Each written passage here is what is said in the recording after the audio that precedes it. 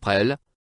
Présente sur Terre depuis la nuit des temps, l'utilisation en médecine de la prêle a été très tôt observée un peu partout dans le monde, en raison de ses vertus curatives très nombreuses. Très commune, cette petite plante pousse sur tous les sols, en tout lieu. Aujourd'hui, nous l'utilisons entre autres, contre des troubles urinaires, articulaires osseux ou cutanés. Forme et préparation, gélules, tisane, jus, teinture. Propriétés médicinales de la prêle. Utilisation interne. Sous forme de gélules, de décoction, de jus ou de teinture contre les douleurs articulaires, les problèmes urinaires, cystites, coliques néphrétiques. Pour son effet reminéralisant en cas de fracture ou d'ostéoporose. Utilisation externe. En extrait fluide ou teinture pour tous les problèmes de peau, aphte, eczéma, vergeture, ulcères variqueux. Pour soigner les petites plaies ouvertes. Indications thérapeutiques usuelles. Problèmes rénaux bénins, douleurs articulaires, cystite, arthrose, tendinite. Maladie de la peau, démangeaisons, dartre, aphte, eczéma, vergeture, ulcères variqueux. Problèmes osseux, déminéralisation, ostéoporose, fracture. Pour les sportifs, son effet reminéralisant. Autres indications thérapeutiques démontrées. Fortifiant des cheveux et des ongles. Histoire de l'utilisation de la prêle en phytothérapie. La prêle est une des plantes les plus vieilles au monde. Elle existait déjà au temps préhistorique, comme l'attestent des empreintes fossilisées retrouvées par les scientifiques. À cette époque, la prêle mesurait plus de 10 mètres. Dès le 1er siècle après Jésus-Christ, ses vertus médicinales ont été consignées par le naturaliste Pline l'Ancien et le médecin Dioscoride. La prêle des champs était utilisée au XVIIe siècle en Europe pour guérir les blessures, les inflammations cutanées et soulager les calculs rénaux. On peut aussi retrouver traces de son utilisation chez les Amérindiens qui l'utilisaient pour la consolidation des fractures et comme coagulant lors de blessures ouvertes ainsi que pour soigner toutes les maladies rénales. Description botanique de la prêle. La prêle est une plante vivace qui s'épanouit un peu partout dans les champs et les prairies dans le monde, sauf en Australie. Elle pousse indifféremment dans tous les sols argileux ou acides. De préférence dans des lieux humides, on la trouve dans les talus, au bord des forêts. On peut l'apparenter visuellement à un petit conifère.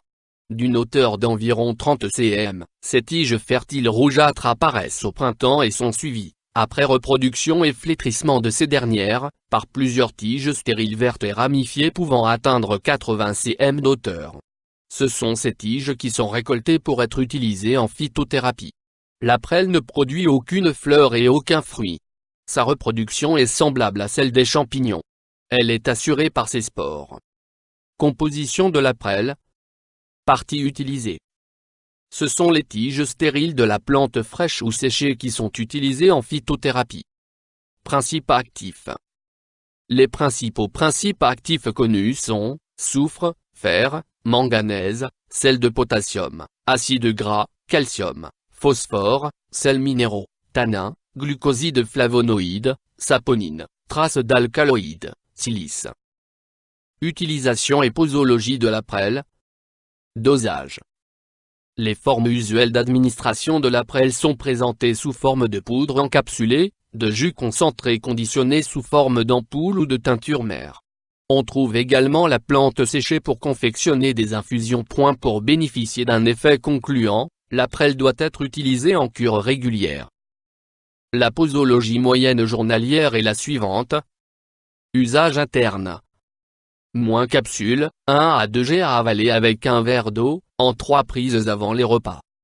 Moins infusion, infuser 2 g de plantes séchées pendant 15 minutes dans 15 cl d'eau bouillante.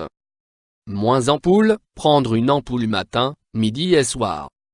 Moins teinture mère, 10 ml 3 fois par jour. Usage externe. Moins décoction de 15 g de plantes séchées dans 1 litre d'eau bouillante. Infuser pendant 15 minutes, filtrer, faire refroidir et appliquer une compresse imbibée 3 fois par jour. Précaution d'emploi de la prêle. En raison de son effet diurétique, il est déconseillé de la prendre en cas d'utilisation de médicaments ou de plantes aux effets similaires. La prêle pouvant dégrader la vitamine B1, il est conseillé d'y suppléer par un complément vitaminique en cas de cure prolongée. Contre-indication. La prêle est à éviter chez les enfants, les femmes enceintes ou celles qui allaitent, les personnes présentant un œdème dû à une maladie cardiaque ou rénale. Effet indésirable. Dans de rares cas, des troubles digestifs mineurs ou une apparition de boutons à caractère allergique ont été observés. Effet indésirable. Dans de rares cas, des troubles digestifs mineurs, une apparition de boutons à caractère allergique ont été observés. Interaction avec des plantes médicinales ou des compléments.